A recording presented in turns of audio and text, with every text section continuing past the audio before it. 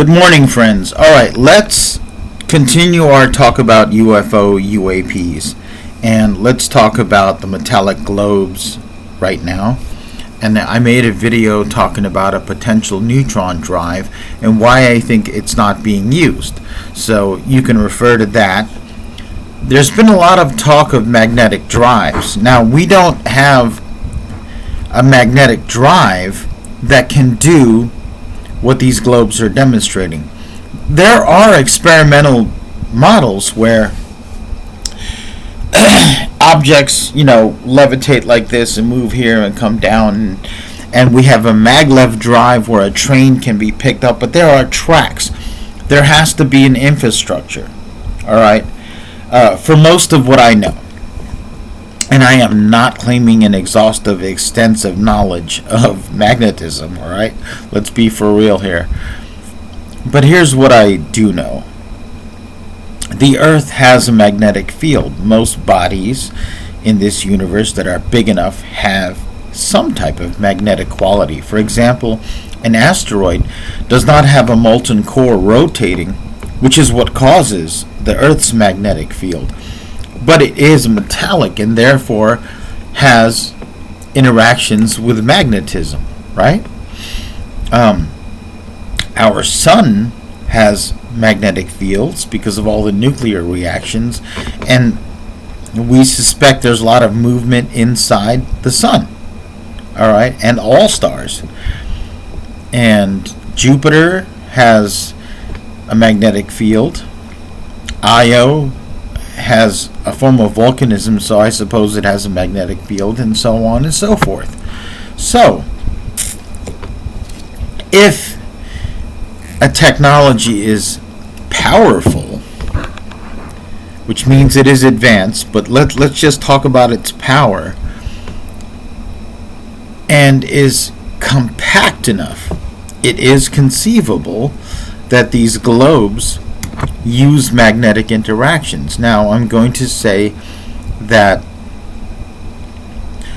with the limits of my knowledge, if it only uses the magnetic field of the Earth to interact with, to provide it with propulsion, that would imply that it can only get so far above the Earth's surface, maybe even beyond low Earth orbit, before it doesn't have sufficient power.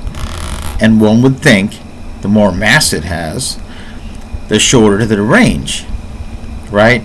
Now, if it is capable, if this machine has range,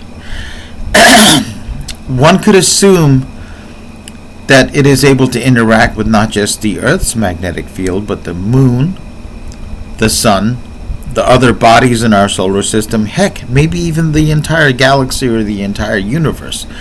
And that might explain some of the incredible energies that would appear to be required to cause the movement that is being recorded on multi-sensor arrays, as well as being reported by human observers, right? So that's something we all can think about, okay? Now, there have been freedom of I really have trouble with that word. I'm very sorry. There have been Freedom of Information Act releases that talk about electromagnetic effects on human beings that have in some way interacted with these, they call them vehicles, and their negative effects, and they feel like this implies some type of electromagnetic effect. Things like burns, third degree burns, but not necessarily radiation sickness, okay? That's important. Now, in my opinion, there haven't been enough FIFA document releases. There's not enough public declassified information to conclude that there is not a nuclear element to this. But it is something we could find out, provided it is released. As I've said before, whether the government is being slowly, incrementally brought into disclosure, or choosing a pre-planned disclosure and sort of pretending to be brought into disclosure, our actionable, the things that we can act on, okay, our actions are pretty much the same. We want to facilitate the disclosure. We want to sift through the material and determine what could be true and what could be false, what could be false flag information, because governments do participate in disinformation. Sometimes it's extremely necessary, especially in a military type of situation. We don't want to, for example, broadcast blueprints to hydrogen bombs and advanced targeting systems to the internet. That would be suicide, okay? So not all government classification is bad. I'm just saying we need to know what is happening, especially since we're footing the bill. Now, again, I'm not actually saying this has to be an alien extraterrestrial technology or presence that is causing this. Believe it or not, it's actually, we're getting to the point, we're looking at the data that's actually more parsimonious than not. I could make a separate video on that. I probably will.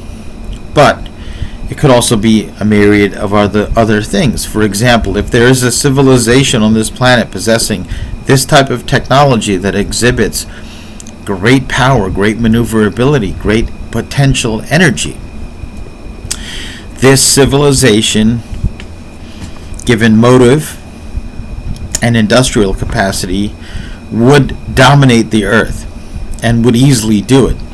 I mean, if you imagine something the size of one of these globes, armed with even conventional weapons, but maneuvering at Mach 10 and being able to make sudden stops, it could devastate, it could devastate not just a squadron of attack fighters, but multiple squadrons of attack fighters, okay? We need to understand this, and it would be a terrifying delivery vehicle for any form of nuclear or conventional explosive. So we need to understand that this is definitely worth studying because of the potential power involved, potential for harm, but also think of the potential for good. If something capable of generating this tremendous energy without an exhaust or without a visible or detectable exhaust can be put into a 10-foot sphere, imagine the kind of power that we could generate with this thing for a city's power grid. Imagine construction projects. Imagine desalination. There's a million things that can happen when you have that much raw energy. All right, energy is one of the drivers of civilization, along with agriculture, along with organization and information, right?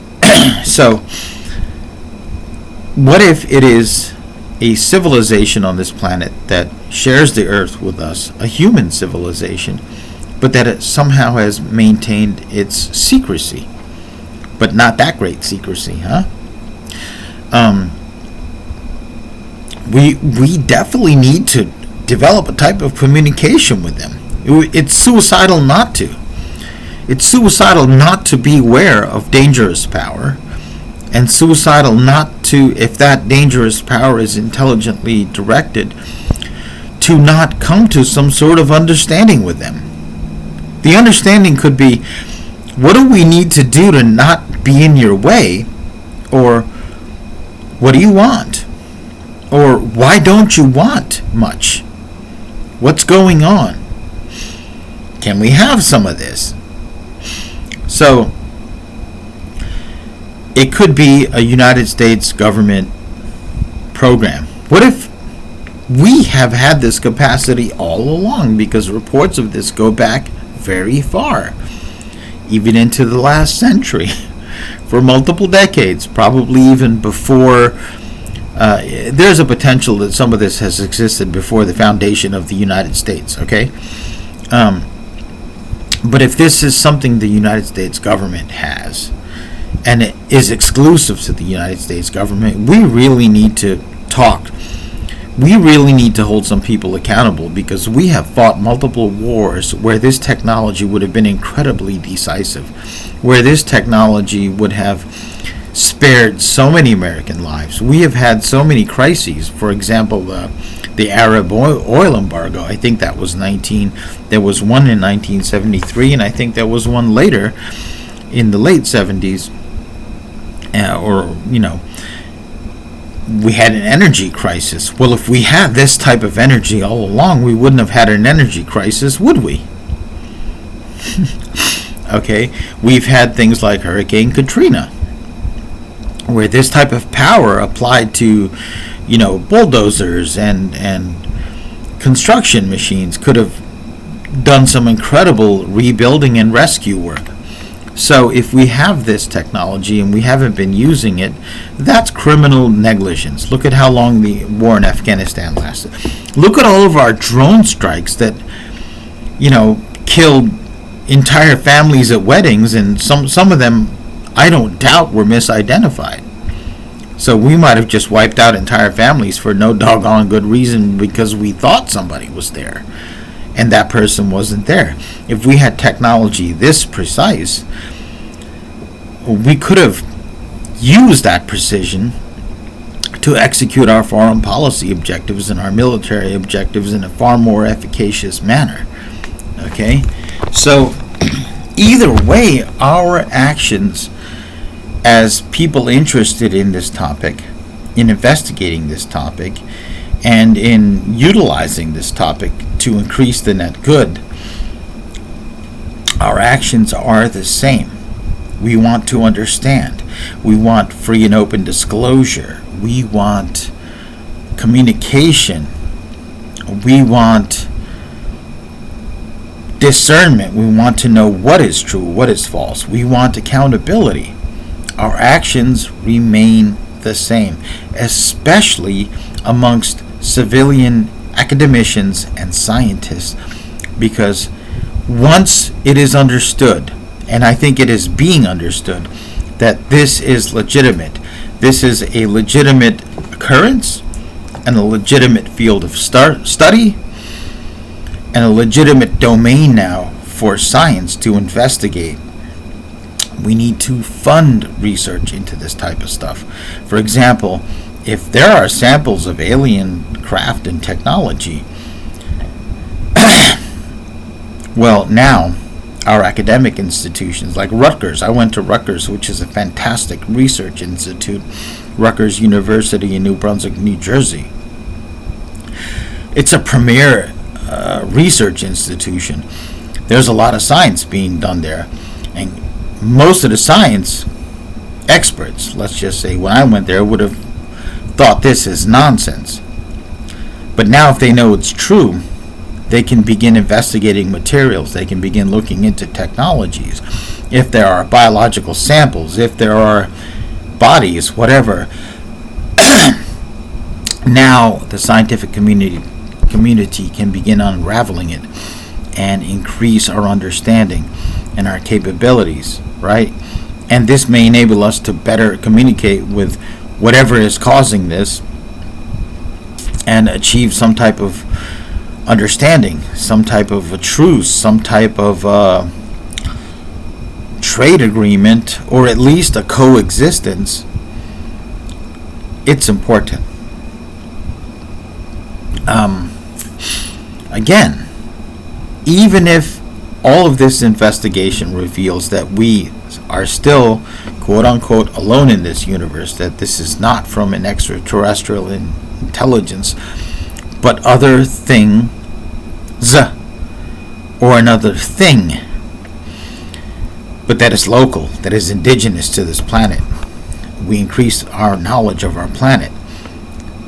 That's what science does. We increase our knowledge of the laws of the universe. We may be able to increase our knowledge of biology, making ourselves healthier, extending life, and not just extending life, but that period of life in which you are vital, in which you are capable and productive. Okay? Or it may not. We may learn of certain limitations, but from what I can see, What makes this topic so intriguing and interesting and germane is that it appears to be an exhibition of transcendence of many limitations that we thought were ironclad. Alright? For example, what if it turns out that these metal spheres are naturally formed from some type of natural, who knows what, volcanic activity, whatever, and that somehow the actions that they appear to be taking are the cause of natural laws that we don't understand? Wouldn't you want to understand those natural laws? Now, I'm not saying that's not congruent with the data. The data shows that there is some type of volitional, intelligent direction behind the actions of these objects, especially their interactions with our airplanes and our facilities. And of course, we always get back to their interactions with military assets and nuclear assets. That's why I think it is very unlikely that these objects are part of a secret U.S. program, because if you have a clandestine intelligence agency, for example, who's given a directive, develop this advanced technology and keep it secret, they're doing a piss poor job of keeping it secret, because then they fly over nuclear facilities and aircraft carriers, and the Mideast is always a hot spot. It's as if they're incredibly incompetent at keeping this incredibly competent technology out of the limelight. All right, and secondarily, it would be as if this intelligence service is creating navigational hazards, potential threats of life to pilots. And every time an FA-18 goes up there, there's a tremendous expenditure of money. You have to use the jet fuel, you have to have the crews do all these things. In other words, it's very unlikely that the U.S. government has such a capacity and then uses it that terribly against its own self, when they could simply be like, well, just do the stuff underground, or just over patches of ocean where aircraft carriers are not there. Do it over, the stereotypical empty farm field in Kansas, where the only person that could see you is a rural type of person that doesn't have a scientific background and doesn't make that credible of a witness, right? But it's not. These things are, I actually think that the type of behaviors that they are demonstrating are nonverbal behaviors, which we can use if we had access to all the data, and people like me with a communication science background could look at it. I could be like, well, there's a pattern there. There's a pattern there. It's in proximity to this. It would be like the dances that bees use in a beehive to communicate with each other. Right? I would love that job. I would throw myself in that, with gusto. And I'm sure there's a lot of scientists, once they get over the, decades of cultural derision and no, you can't even look at this topic. Once they understand it's a real thing, they're going to make up for lost time. That's the way scientists are, and that's the way researchers are, okay? Especially the younger generation. So once again, y'all have a good day.